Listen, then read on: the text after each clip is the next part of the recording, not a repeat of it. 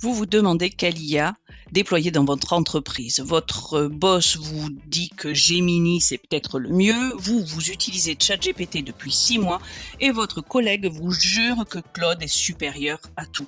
Du coup, lundi matin, à la place de faire votre travail habituel, vous vous lancez dans les benchmarks. Vous lisez tous les tests, vous regardez des vidéos, peut-être même celle-là, et vous n'avez toujours pas tranché. Si vous continuez comme ça, dans 6 mois, vos équipes auront testé 3 outils, elles auront perdu des dizaines d'heures et votre boîte en sera toujours au même point. Aujourd'hui, on arrête ce débat, pas parce que la question est trop compliquée, parce que c'est juste pas la bonne question à se poser. Moi, j'utilise ces 3 IA tous les jours dans mon quotidien professionnel depuis des mois. J'ai 20 ans d'expérience dans les systèmes d'information, dont 15 dans les SIRH. Et aujourd'hui, j'accompagne des dirigeants à intégrer l'IA dans leur quotidien professionnel, dans leur organisation. La question que j'entends le plus souvent, ce n'est pas comment bien utiliser l'IA, c'est laquelle je prends et comment j'embarque mes équipes. Dans cette vidéo, je vais vous montrer 3 choses. D'abord, pourquoi les 3 plateformes fonctionnent quasiment pareil. Ensuite, le seul critère qui compte pour vraiment choisir en entreprise.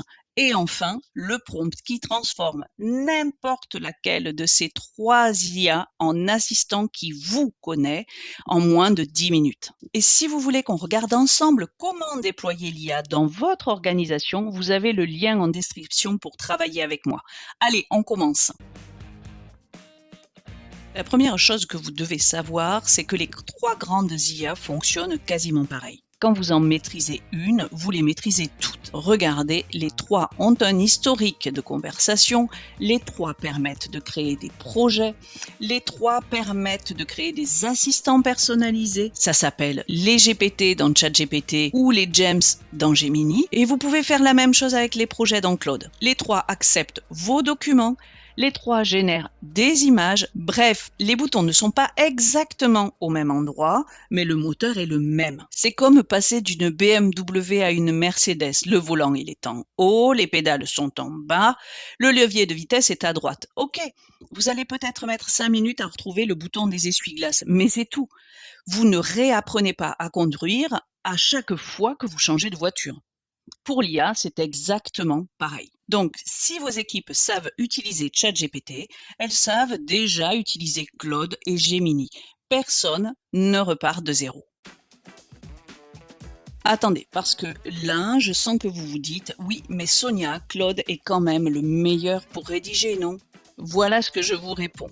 Le même prompt envoyé dans les 3 donne des résultats différents. Chacune a une personnalité différente. Mais le résultat ne sera pas différent parce que l'IA est supérieure à une autre. C'est parce que votre prompt n'est pas assez précis. Et c'est exactement pour ça que je vais vous donner le prompt d'exécution à la fin de cette vidéo. Avec un bon prompt, les 3 donnent un excellent résultat. Et ça, c'est valable pour vous comme pour vos équipes. Et si vous êtes dirigeant, manager ou chef d'entreprise et que vous voulez qu'on prenne le temps de regarder ensemble comment déployer l'IA dans votre organisation, vous avez le lien sous la vidéo. Ceci étant dit, ça ne veut pas dire que les 3 IA sont identiques. Il y a quelques différences et certaines peuvent vraiment peser dans votre choix. Regardons ça. ChatGPT et Gemini ont un mode vocal hyper pratique, surtout en mobilité, par exemple pour vos commerciaux. Claude et ChatGPT ont des agents qui marchent super bien. Et Gemini est intégré à la Google Workspace. Donc, il est imbattable si votre boîte utilise déjà Google. Claude est excellent pour le travail rédactionnel approfondi. Il a une plume parfaite. C'est la plume la plus humaine qu'on a sur le marché des IA aujourd'hui. Mais finalement, aucune de ces différences ne fait qu'une IA est la meilleure dans l'absolu pour votre entreprise. Regardez ce qui s'est passé ces 6 derniers mois. Une semaine, c'est ChatGPT qui sort une mise à jour exceptionnelle. 3 semaines après, Gemini sort un nouveau modèle qui supplante tous les autres. Et 3 semaines plus tard, c'est Claude qui prend la tête. En fait, elle se court après en permanence. Donc, miser sur la meilleure du moment, c'est une course qui est perdue d'avance pour vous. Et engager votre boîte là-dessus, c'est complètement risqué de devoir tout changer dans 6 mois. Choisir l'IA selon le dernier comparatif, c'est comme choisir votre flotte de voitures en fonction du classement de Formule 1 du week-end dernier. Ça sert à rien. Dans un instant, on va voir le vrai sujet, celui qui change tout, l'éducation de votre IA. Et c'est essentiel parce que c'est ça qui va vraiment vous faire gagner du temps à vous comme à vos équipes. En attendant, si ce que vous avez déjà vu vous aide, n'hésitez pas à me laisser un pouce bleu, ça m'aide énormément. Le problème de votre IA, c'est pas son moteur, c'est qu'elle ne vous connaît pas. Vous lui parlez tous les jours, mais elle redémarre à zéro chaque matin. Elle ne sait pas ce que fait votre boîte, elle ne sait pas qui sont vos clients, elle ne connaît ni votre secteur, ni votre façon de travailler.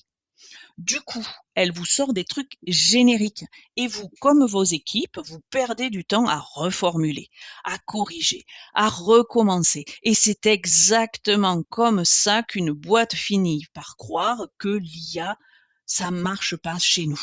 Cette semaine, un dirigeant m'a appelé pour discuter de l'intégration de l'intelligence artificielle dans son entreprise et il me dit « On est sur Google Workspace, mais on va prendre une licence ChatGPT pour toute l'entreprise parce que tous nos collaborateurs ont ChatGPT déjà dans leur vie personnelle et on ne veut pas qu'ils soient perdus. » C'était pas idiot comme raisonnement, néanmoins, en prenant 10 minutes pour éduquer leur Gemini, ils vont retrouver toutes leurs habitudes. Et surtout, ils gardent l'intégration native avec leur Google Drive, avec leur Doc, avec leur Gmail. Ça va leur éviter de payer 2 licences pour toute la boîte et ça fait gagner un temps fou aux équipes. C'est typiquement le travail qu'on fait dans mon accompagnement avec les dirigeants. Le bon réflexe, ça va pas être de chercher la meilleure IA.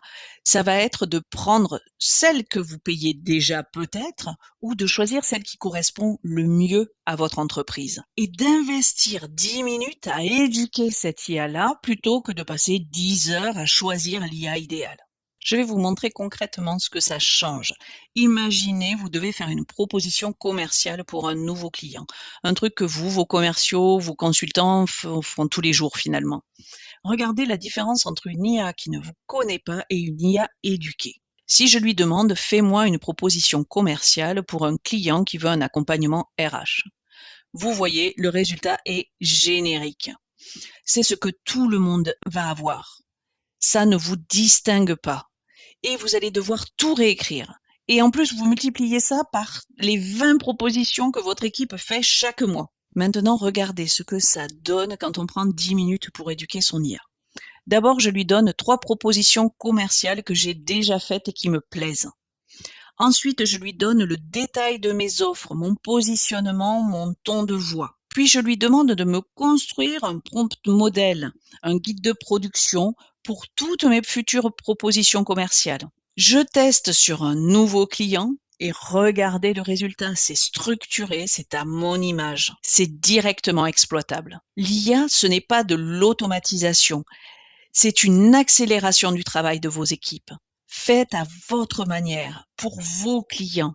Et ça marche dans ChatGPT, dans Claude, dans Gemini. Maintenant, je vais vous donner le prompt qui change tout. Un seul prompt à copier-coller pour éduquer n'importe quelle de ces 3 IA en 10 minutes. Voici le prompt. Il est aussi en description, vous pouvez le copier maintenant, vous pouvez le partager à vos équipes. Pose-moi 10 questions, une par une, pour mieux me connaître. Mon activité, mes clients idéaux, ma façon de travailler, mon ton de voix, mes valeurs et ce qui me différencie sur le marché.